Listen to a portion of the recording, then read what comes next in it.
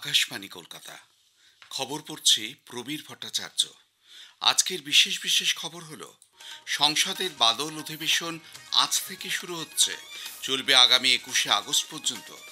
সরকার সংসদে অপারেশন সিন্দুরের মতন গুরুত্বপূর্ণ বিষয়গুলি নিয়ে খোলা মনে আলোচনা করতে আগ্রহী।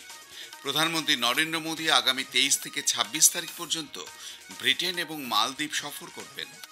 বিমান দুর্ঘটনার তদন্ত ব্যুরোর প্রাথমিক রিপোর্টকে ভিত্তি করে কোনো সিদ্ধান্তে পৌঁছানো অনভিপ্রেত বলে কেন্দ্রীয় অসামরিক বিমান পরিবহন মন্ত্রী জানিয়েছেন। ইউক্রেনের রাষ্ট্রপতি ভলোদিমির জেলেনস্কি বলেছেন, আগামী সপ্তাহে তারা রাশিয়ার সঙ্গে নতুন করে আলোচনা শুরু করতে চলেছে।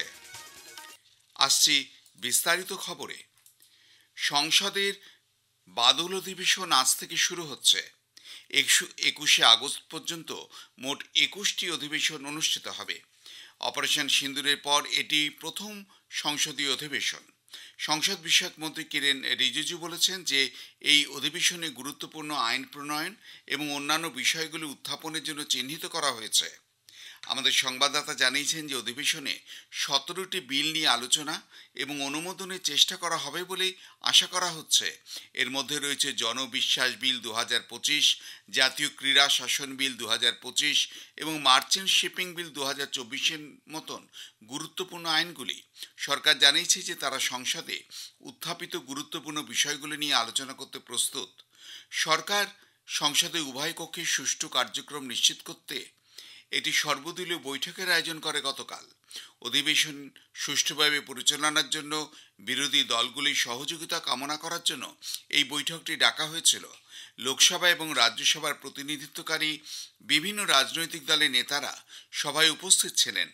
কেন্দ্রীয় মন্ত্রী এবং রাজ্যসভার নেতা জেপি নাড্ডার সভাপতিত্বে এই বৈঠকে সংসদীয় বিষয়ক মন্ত্রী কিরেন রিজিজু, সংসদ বিষয়ক প্রতিমন্ত্রী অর্জুন রাম মেঘওয়াল এবং ডক্টর এল মুরুগান উপস্থিত ছিলেন। এছাড়াও কংগ্রেসের গৌরব গগৈ, প্রমোদ তিওয়ারি, এনসিপি এসসিপির সুপ্রিয়া সুলে, ডিএমকে তিরুচা শিবা, সমাজবাদী পার্টির রামগোপাল যাদব, ডিএমকে টিআর বালু এবং আপের সঞ্জয় সিং বৈঠকে উপস্থিত ছিলেন। সংসদ বিষয়ক মন্ত্রী কিরেন রিজিজু জানিয়েছেন যে সরকার উভয় কক্ষে নিয়ম অনুযায়ী সংসদে যে কোনো গুরুত্বপূর্ণ বিষয় নিয়ে আলোচনা করতে প্রস্তুত। বৈঠকের পর সংবাদ মাধ্যমের সঙ্গে কথা বলতে গিয়ে শ্রী রিজিজু বলেন যে বৈঠক অত্যন্ত ফলপ্রসূ হয়েছে। সভার উপযুক্ত সহযোগিতা বজায় রাখতে শাসক ও বিরোধী পক্ষকে একযোগে কাজ করা উচিত বলেও মত প্রকাশ করেন তিনি। हमने ये रिक्वेस्ट किया है कि सदन अच्छा से चले, के लिए पक्ष और विपक्ष मिल करके हमको काम करना होगा, आपस में कोऑर्डिनेशन अच्छी तरह से रखना होगा। हम पॉलिटिकल पार्टीज अलग अलग विचारधारा का हो सकता है, मगर पार्लियामेंट का सदन अच्छी तरह से चले ये सबका जिम्मेदारी है। अपोजिशन का भी जिम्मेदारी है और सरकार का भी जिम्मेदारी है। শ্রী রিজিজু বলেন, সরকার সংসদে অপারেশন সিন্দুরের মতন গুরুত্বপূর্ণ বিষয়গুলি নিয়ে আলোচনা করতে আগ্রহী। বিভিন্ন রাজনৈতিক দলের নেতারা সংসদে বাদল অধিবেশনে উত্থাপিত হতে পারে এমন বিষয়ে তাদের মতামত প্রকাশ করেছেন এবং সরকারকে পূর্ণ সহযোগিতা প্রদানে আশ্বাস দিয়েছেন।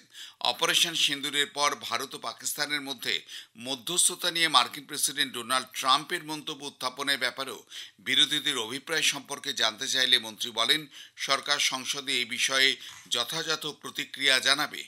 We are very open to discussion on important issues like Operation Sindoor related to all the incidents right from the attack in the Pahalgam. These are issues of great national importance. Government is not shying away from discussion. The only thing I'm saying is we will discuss under certain rules, certain procedure with a convention which is there before us. বিচারপতি ভার্মার impeachment বিষয়ে সাংবাদিকদের প্রশ্নের জবাবে তিনি বলেন, এই প্রক্রিয়াটি সকল পক্ষের সঙ্গে কথা বলেই সিদ্ধান্ত নেওয়া হবে, কারণ এটি সরকারের একক পদক্ষেপ নয়। বিচারপতি ভার্মার অপসারণের প্রস্তাব নিয়ে ইতিমধ্যেই আইন প্রণেতাদের কাছ থেকে পরামর্শ নেওয়া হয়েছে। শ্রী রিজিজু বলেন, বিচারপতি ভার্মাকে অপসারণের প্রস্তাবের জন্য সাংসদদের স্বাক্ষরের সংখ্যা ইতিমধ্যেই 100 ছাড়িয়ে গেছে। মার্কিন প্রেসিডেন্ট ট্রাম্পের দাবি পহেলগাম সন্ত্রাসবাদী হামলা এবং বিহারে বিশেষ নিবিড় সংশোধনের বিষয়ে সংসদে প্রধানমন্ত্রী নরেন্দ্র মোদীর বক্তব্য দাবি করেছেন কংগ্রেস নেতা গৌরব গগৈ। हम सदन के अंदर भारतीय सेना को एकजुट होकर हम अपना समर्थन दें, अपना धन्यवाद दें। लेकिन उसके पश्चात जो घटनाक्रम हुआ है उसको लेकर प्रधानमंत्री मोदी जी को इस विषय पर प्रकाश डालना बहुत जरूरी होगा, क्योंकि जो बयान आज अमेरिका के राष्ट्रपति से आ रहे हैं वो कहीं न कहीं भारत की गरिमा, भारत की सेना की शौर्य पर सवाल उठाता है। আরএসপির এন.কে প্রেমচন্দ্রন বলেন, সমগ্র বিরোধী দলের দাবি ছিল পহেলগাঁও সন্ত্রাসবাদী হামলা, অপারেশন সিঁদুর এবং যুদ্ধবিরতি সম্পর্কিত ডোনাল্ড ট্রাম্পের বক্তব্য নিয়েই সংসদে পূর্ণাঙ্গ আলোচনা হওয়া। বিজেডি নেতা সম্বিত পাত্র বলেন, তার দল অধিবেশনে ওড়িশার আইন শৃঙ্খলা এবং মহিলাদের ওপর অত্যাচারের বিষয়টি উত্থাপন করবেন। প্রধানমন্ত্রী নরেন্দ্র মোদী আগামী 23 থেকে 26 তারিখ পর্যন্ত ব্রিটেন এবং মালদ্বীপ সফর করবেন। সফরের প্রথম পর্যায়ে শ্রী মোদী ব্রিটিশ প্রধানমন্ত্রী কিয়ার স্টারমারের আমন্ত্রণে 23 থেকে 24 জুলাই ব্রিটেন থাকবেন। সফরকালে দ্বিপাক্ষিক সম্পর্কের আলোচনা হবে। তারা আঞ্চলিক এবং আন্তর্জাতিক গুরুত্বপূর্ণ বিষয়গুলি নিয়ে মত বিনিময় করবেন। প্রধানমন্ত্রী রাজা তৃতীয় চার্লসের সঙ্গেও সাক্ষাৎ করবেন বলে মনে করা হচ্ছে। প্রধানমন্ত্রী এটি চতুর্থ ব্রিটেন সফর। সফরের দ্বিতীয় পর্যায়ে প্রধানমন্ত্রী মালদ্বীপের রাষ্ট্রপতি ডক্টর মোহাম্মদ মুইজ্জুর আমন্ত্রণে 25 ও 26 তারিখ মালদ্বীপ সফর করবেন। তিনি মালদ্বীপের স্বাধীনতার 60তম বার্ষিকী উদযাপনে সম্মানিত অতিথি হিসেবে উপস্থিত থাকবেন। সফরকালে মালদ্বীপের রাষ্ট্রপতির সঙ্গে পারস্পরিক স্বার্থ সংশ্লিষ্ট বিষয়গুলি নিয়েও আলোচনা করবেন তিনি। খবর শুনছেন আকাশবাণী কলকাতা থেকে। আমাদের সংবাদ শোনা যাবে ইউটিউব চ্যানেল আকাশবাণী সংবাদ বাংলা, ফেসবুক ও ইনস্টাগ্রাম আকাশবাণী সংবাদ কলকাতা এবং এক্স হ্যান্ডেল এআইআর নিউজ কলকাতাতে। কেন্দ্রীয় অসামরিক উড়ান চলাচল মন্ত্রী রামমোহন নাইডু কিঞ্জারাপু জানিয়েছেন যে বিমান দুর্ঘটনা তদন্ত ব্যুরো এএআইবির প্রাথমিক রিপোর্টের উপর ভিত্তি করে আহমেদাবাদ বিমান দুর্ঘটনা নিয়ে কোনো সিদ্ধান্তে পৌঁছানো অনভিপ্রেত। চূড়ান্ত রিপোর্ট না আসা পর্যন্ত কোনো মন্তব্য করা উচিত নয়। গাজিয়াবাদে হিন্দুল সিভিল টার্মিনালে এক অনুষ্ঠানে 10টি নতুন বাণিজ্যিক বিমান চলাচলের উদ্বোধন করে তিনি গতকাল সংবাদ মাধ্যমের করা সমালোচনা করেন। মন্ত্রী বলেন, এ ধরনের খবর প্রকাশ করায় তাদের নিজস্ব কোনো স্বার্থ থাকতে পারে। ভারতে এই দুর্ঘটনাগ্রস্ত বিমানটির ব্ল্যাক বক্স থেকে তথ্য উদ্ধারের জন্য এআইবির প্রশংসা করেন তিনি।